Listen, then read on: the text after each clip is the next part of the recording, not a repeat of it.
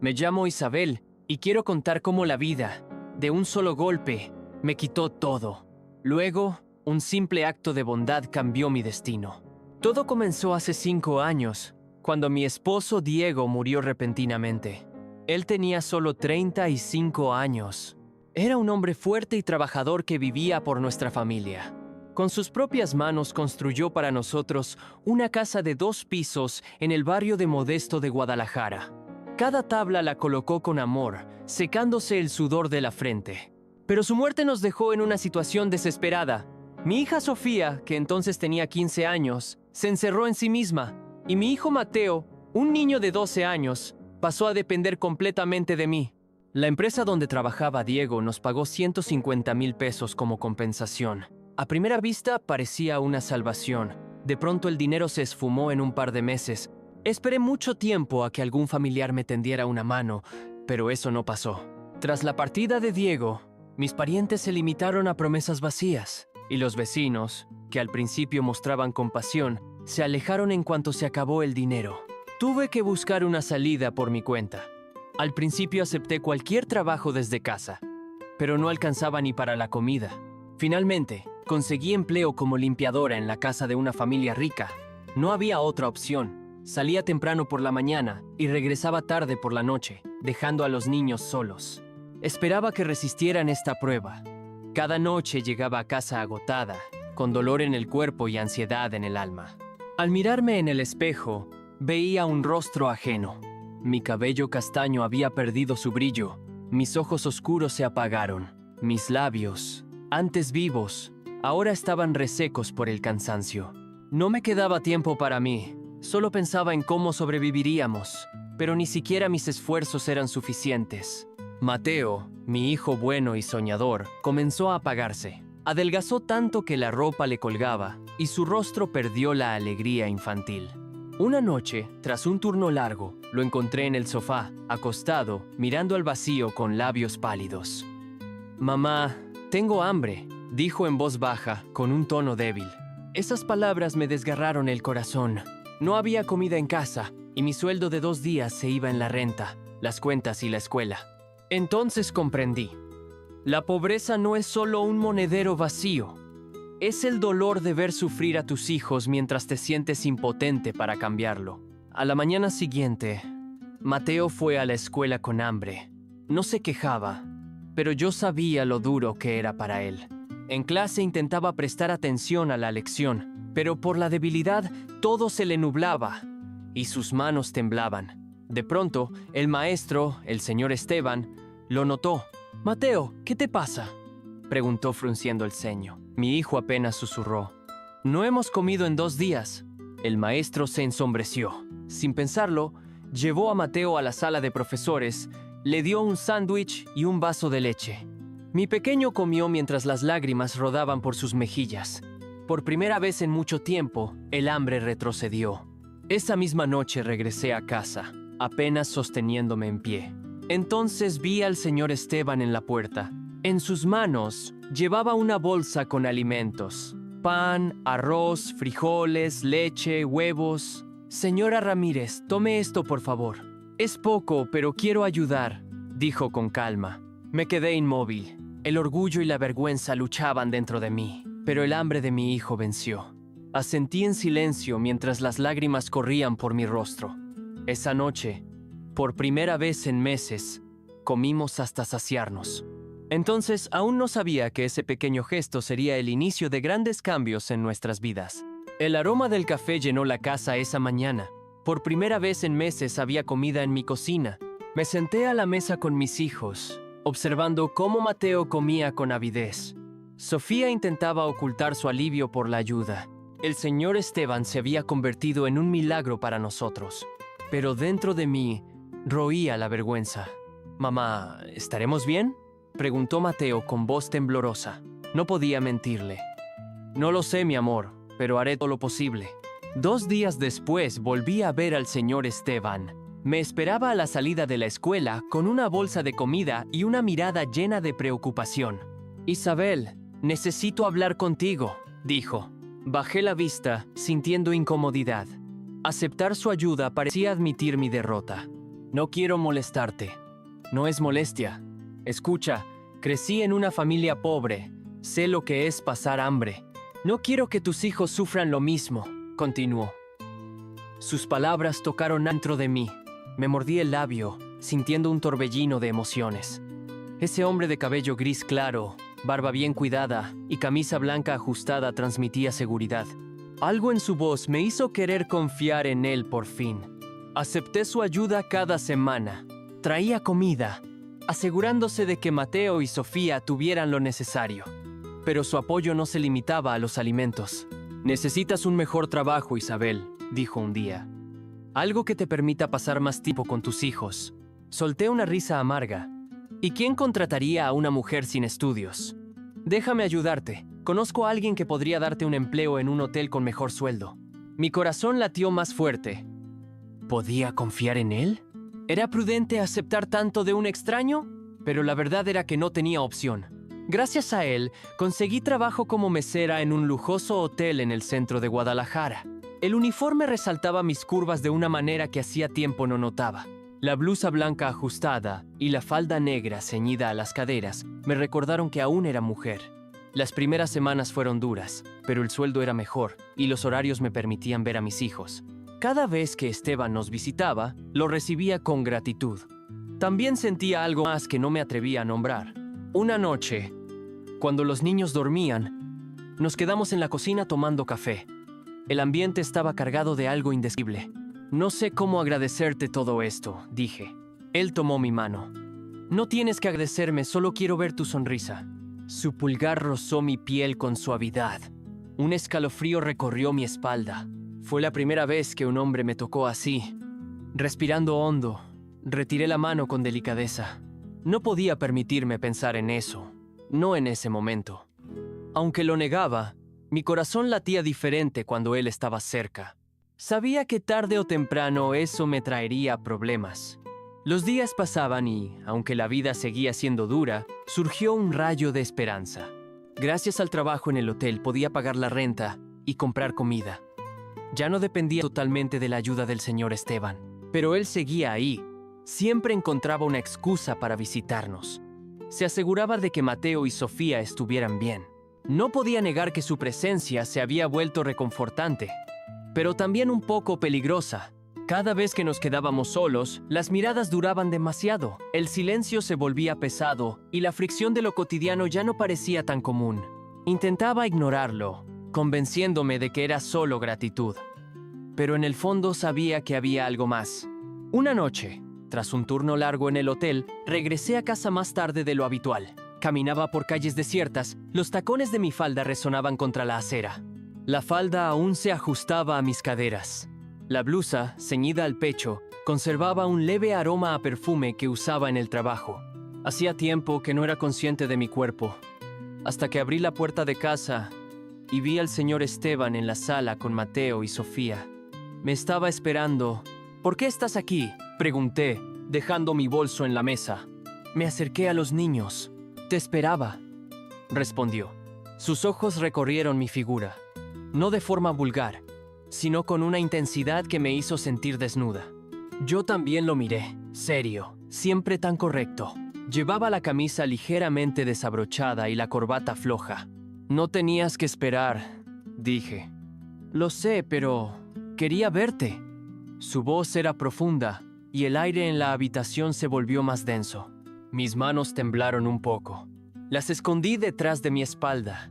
Deberías irte, Esteban, dije. Él asintió con lentitud, pero antes de marcharse se acercó demasiado. Isabel, pronunció, y mis labios se entreabrieron. Estábamos a un paso de distancia. Sentía su aliento en mi rostro, su calor tan cerca de mi cuerpo. Por un instante pensé que me besaría. Lo peor era que no estaba segura de detenerlo. Pero en ese momento la voz de Sofía rompió el hechizo. Mamá, tuve un sueño. Me aparté bruscamente, sintiendo que mi rostro ardía. Nos vemos después, Esteban, dije. Él captó la indirecta y se fue sin añadir nada. Pero al cerrar la puerta, me quedé con las piernas temblorosas. Mi corazón estaba desbocado. Sabía que esto no debía pasar, pero estaba pasando. Tarde o temprano tendría que enfrentar mis sentimientos y miedos. Días después, en el hotel donde trabajaba, comencé a sentir que alguien me observaba. Al principio lo ignoré, pero la sensación no desapareció. Alguien seguía cada uno de mis movimientos. Una tarde, mientras limpiaba una habitación, el gerente del hotel entró sin avisar. Isabel, el señor Montoya pidió que ahora tú te encargues de sus aposentos. Mi corazón se detuvo. El señor Montoya, un cliente habitual, un millonario influyente con una reputación dudosa, ahora me quería a mí. El miedo recorrió mi columna. Esto iba a cambiar mi vida. No estaba segura de sí para bien. Los días siguientes fueron una tortura silenciosa. Mi cuerpo y mi mente estaban en guerra. Cada vez que Esteban venía a casa, intentaba actuar con naturalidad, pero nuestras miradas hablaban por sí solas. Había algo entre nosotros que no podíamos ignorar, aunque lo intentáramos. Y luego apareció el señor Montoya. Como exigía que yo me ocupara de su habitación, mi vida en el hotel cambió. Cada vez que entraba en esa lujosa estancia, sentía sus ojos escaneándome de pies a cabeza. Era como la mirada de Esteban, pero en Montoya me hacía sentir vulnerable, como un objeto, no como persona. Lo peor era que no podía rechazar su solicitud.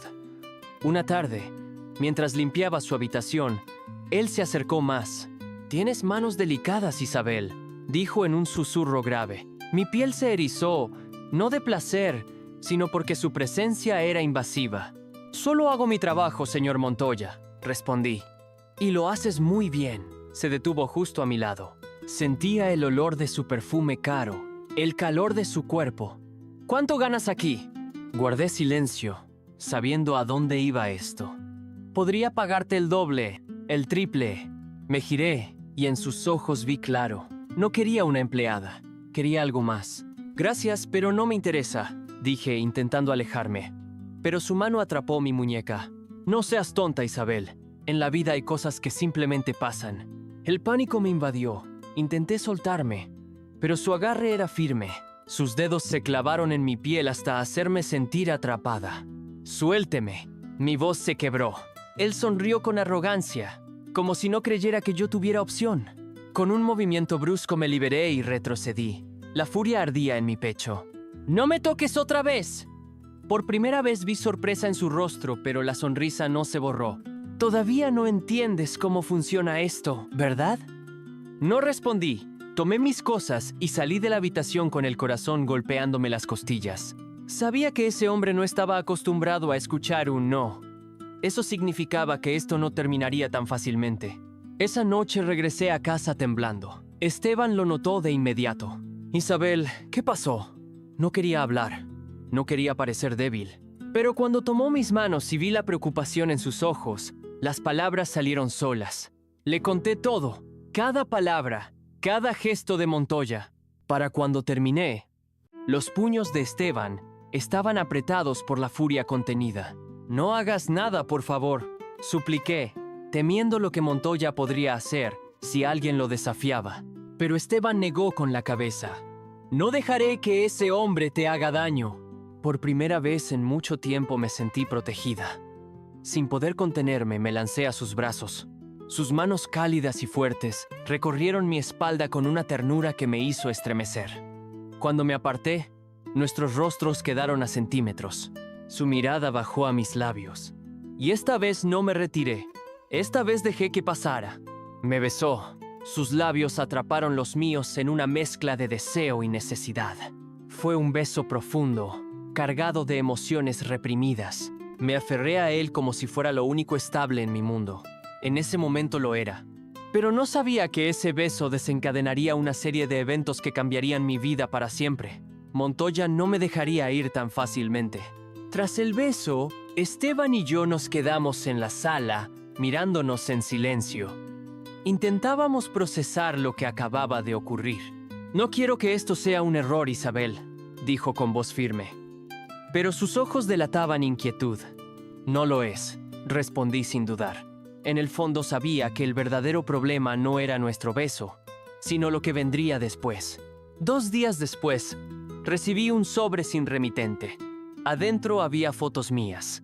En el comedor del hotel, en los pasillos, incluso en el baño de empleados, todas tomadas sin mi conocimiento. En la última foto había una nota escrita a mano. Todos tienen un precio, Isabel. Aprende a negociar antes de que sea tarde. El miedo me paralizó.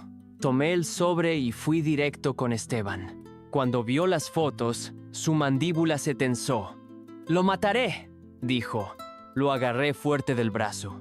«Si te enfrentas a él, te destruirá». Pero Esteban no estaba dispuesto a quedarse de brazos cruzados. «Yo me encargaré», dijo. No entendí qué quería decir hasta el día siguiente. Montoya apareció en el hotel con una herida en la mejilla. Cuando me vio, su sonrisa se volvió más sombría que antes. «Tu pequeño amigo es valiente pero no inteligente», susurró al pasar. El miedo se convirtió en terror. Esteban se había enfrentado a él, a un hombre con el que no se debía jugar. Esa noche no contestó mi llamada. La ansiedad me devoraba. Intenté convencerme de que estaba bien, hasta que alguien tocó la puerta. Al abrirla, temblé. 2 hombres de traje negro estaban en la entrada. «Señora Ramírez». La voz de uno, alto, era fría y demasiado controlada. «Tenemos un mensaje para usted». Mi pulso retumbaba en mis oídos. «No queremos que su familia sufra, pero su amigo no entiende cómo funcionan las cosas. Déjelo en paz. Por favor», balbucé. El hombre sonrió, como si mi súplica le divirtiera. «Eso depende de usted». Puso un sobre en mi mano, y mis dedos temblaban al abrirlo. Adentro había una foto.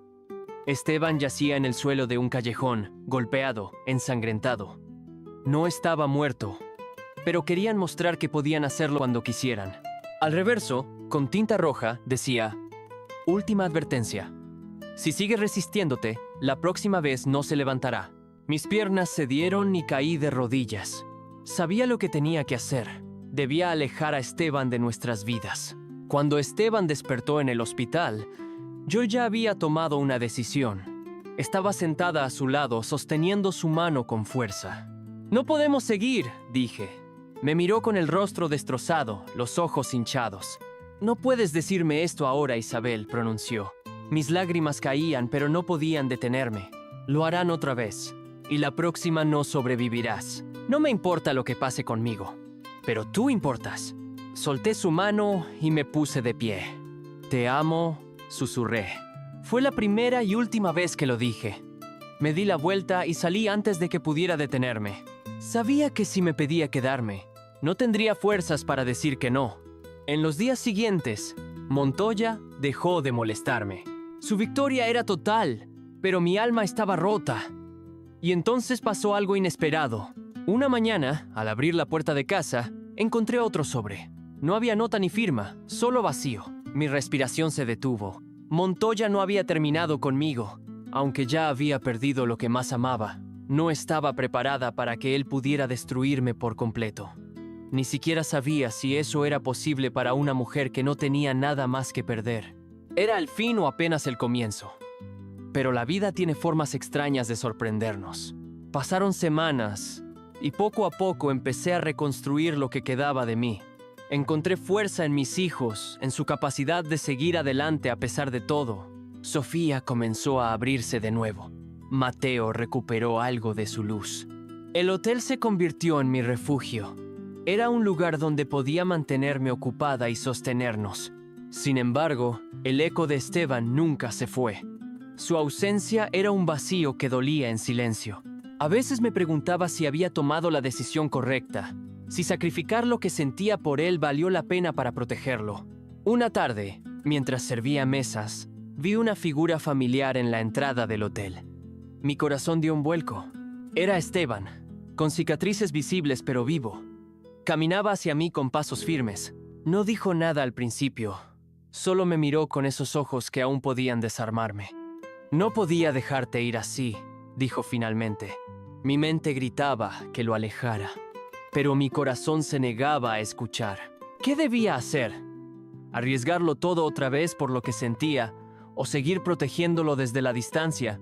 La respuesta no era clara y el miedo aún me perseguía. ¿Y ustedes? ¿Qué harían en mi lugar? Si esta historia los ha tocado, no olviden dejar un like. Suscríbanse para saber cómo termina.